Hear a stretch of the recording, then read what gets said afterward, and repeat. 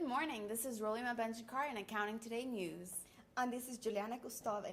Today in the news, we have the Public Companies Accounting Oversight Board, also known as the PCAOB.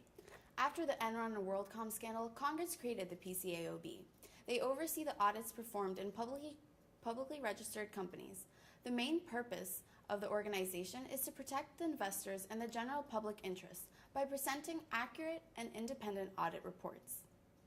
In 2002, SOX created the PCAOB, an organization which required that auditors of public companies to be subject to external and independent oversight. The PCAOB board has 5 members, including the chairman. All are appointed by the Securities and Exchange Commission, also known as the SEC, to serve for 5 years. The SEC has oversight authority over the PCAOB, including the approval of rules, standards, and budgets. We have commonly heard how the PCAOB can punch public certified accountants' tickets.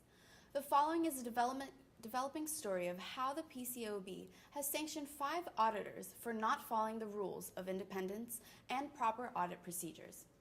As the director of the PCAOB Enforcement and Investigations, Claudius Modesti, mentioned, investors rely on auditors being independent of their public audit clients in both fact and appearance.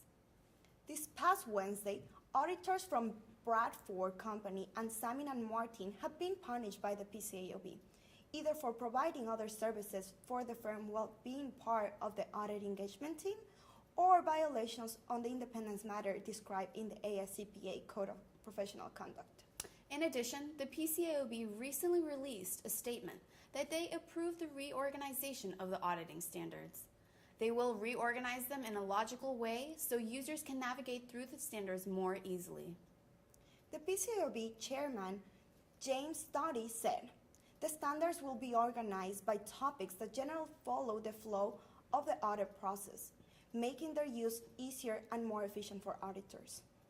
Under the reorganization, the individual standards will be grouped into the following areas: general auditing standards, audit procedures, auditor reporting, matters relating to filings under the federal securities laws, and other matters associated with audits. These amendments also remove references to irrelevant standards and inoperative language and references. To follow up this story, we have our news reporter, James Scribner, with KPMG Auditor. Okay. Thank you, Juliana and Rolima. Good afternoon. Today we are here with Rafael, a senior auditor at KPMG, to talk about the PCAOB's latest updates. Now, recently, the PCAOB approved the reorganization of auditing standards. Rafael, tell me, are you aware of this reorganization of auditing standards? Oh yes, I actually saw it on the news last Tuesday. Great. Now tell me, Rafael, how would this update affect your work in auditing? Well, I'm very happy with the changes.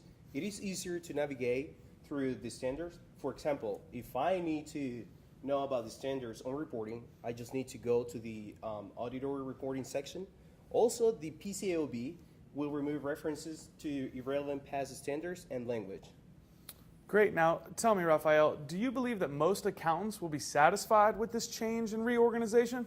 Oh my gosh, yes. I think most accountants will be satisfied with the change of the reorganization in the long run. But, at the beginning, we'll have to learn how to transition to the new number system. But the important thing, I think, is that the standards are still the same, but now they're logically organized. And so, they're a lot easier to find. Great. Well, there you have it, folks. The auditors give the PCAOB changes the green light. These changes will be in effect after the SEC approves it in December 2016. Reporting for Accounting News Today, James Scribner. Back to you in the studio, Rolima. Thank you, James, for that report. Now we will discuss inspection reports. We are going to present some stats on audit deficiencies. According to the PCAOB inspection, KPMG audits had 46% deficiency rate in 2013. 23 out of 50 audits that KPMG conducted were deficient. Only 34% of audits performed by KPMG were deficient the year before. That is a 12% increase from last year. 39% of the Big Four audits inspected by the PCAOB were deficient. Some common areas of deficiencies are revenue recognition, inventory, goodwill, intangible assets, and business combinations. However, the largest area with the highest number of audit deficiencies are audits of internal control. Now we have Iman and Renata, who is a spokesperson from the PCAOB, and will discuss more in detail about inspection reports. Thank you, Juliana. I am here with Renata from PCAOB. What are inspection reports? So every registered public accounting firm is subject to an inspection report by the PCAOB. Registered public accounting firms that conduct 100 audits will be subject to regular inspections by the Department of Registration and Inspection and any other person authorized by the board. Okay. What is the purpose of the inspection reports? The purpose of the inspection reports is to evaluate how well the accounting firms and their employees complied with the Act, the board rules, the rules of the Commission. They evaluate the degree of compliance on audit evaluation, on audit reports, and any other related matters involving issuers. Okay, what happens when the PCAOB finds out the accounting firm or any associated person related to the firm has committed any act or omission in violation of the Act, the board's rule, to the board's rule, the rules of the Commission, the firm's own quality control policy or professional standards? Well, the PCAOB will report act of violation to the SEC and each appropriate state regulatory authority. They will also start their own investigation or disciplinary proceeding. They can report or make referrals to other regulatory or law enforcement agencies. Okay. Can you talk a little more about what occurs once the inspection is done? After the inspection is done, the Director of Registration and Inspection drafts an inspection report and sends it over to the accounting firm to review. So the accounting firm has to respond within 30 days or longer if the board permits. The firm can ask that portions of the report be confidential for the public. The board will include this request in the inspection report, and finally the board creates a revised draft that the firm may or may not have a chance to review again. So once the final inspection report is ready, the board will make it available to the accounting firms, the SEC, and each appropriate state regulatory authority. Great. Do accounting firms actually show the PCAOB that they are trying to fix the issues found in the inspection report? So the accounting firms the accounting firm has 12 months to submit evidence or show the PCAOB that actions have been taken to fix the problem addressed on the report.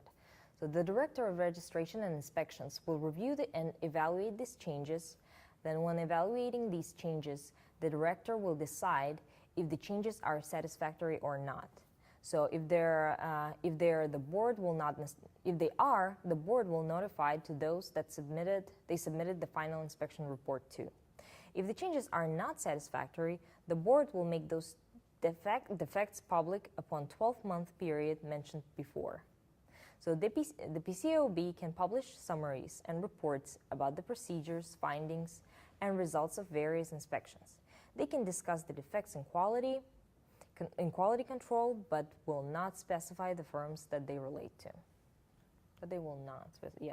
Thank you, Renata, for being here. Thank you for having me. Back to you.